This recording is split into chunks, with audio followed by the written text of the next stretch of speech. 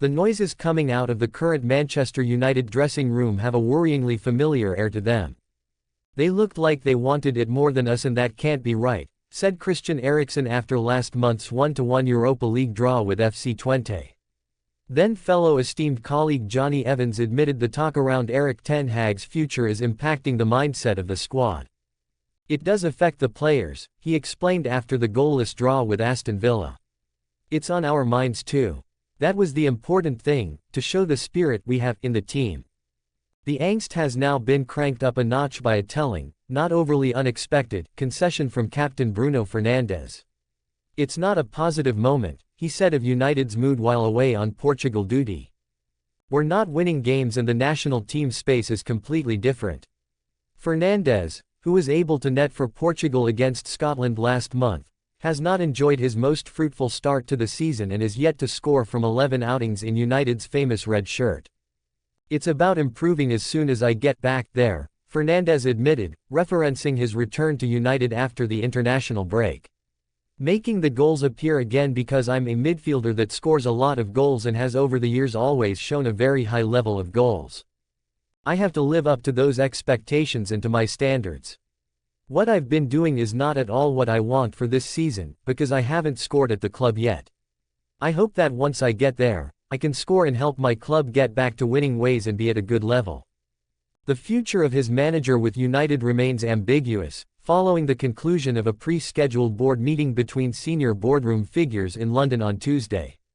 The Manchester Evening News understands that Ten Hag himself expects to still be in his job next week. Leaks of dressing room dissatisfaction have been common occurrences over the last decade, with Louis van Gaal, Jose Mourinho, Ralf Rangnick and even Ole Gunnar Solskjaer all having to contend with such events, with Ten Hag no exception in having to deal with that, either. Just over a year ago, several players were said to be becoming disillusioned with his tactics, and in March, some were concerned with running drills in training amid a spate of persistent injuries. But things have, seemingly, now got a bit more blatant, as proven by three aforementioned players. The recent admissions of Eriksen, Evans and now Fernandes in front of TV cameras and broadcaster microphones does not bode too well. It is admirable honesty from all three, but does not offer the job reference Ten Hag needs at such a challenging time. Players, media-trained and, consequently, often tight-lipped, do not make such confessions unless more than a handful of teammates feel the same way or the situation is undeniably obvious. In normal circumstances, a draw away at Porto with 10 men and a lockout at Villa Park are good results. But Fernandes' admission this week shows where United really are in context. Just 3 wins from 10 games in all competitions, just 2 in the Premier League, a table rank of 14th and scoreless in 3 league outings. Fortunately for Ten Hag, the schedule looks a lot kinder, on paper at least, on the other side of this international break.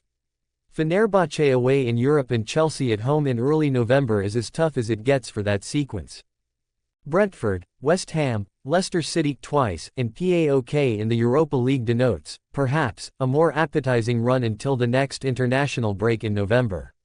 The fresh comments from the United captain do not help Ten Hag in his case for revival, but the fixture list does. Should yet further poor results follow, however, then supporters could well see the confessions from the United dressing room become even more uncensored moving forward.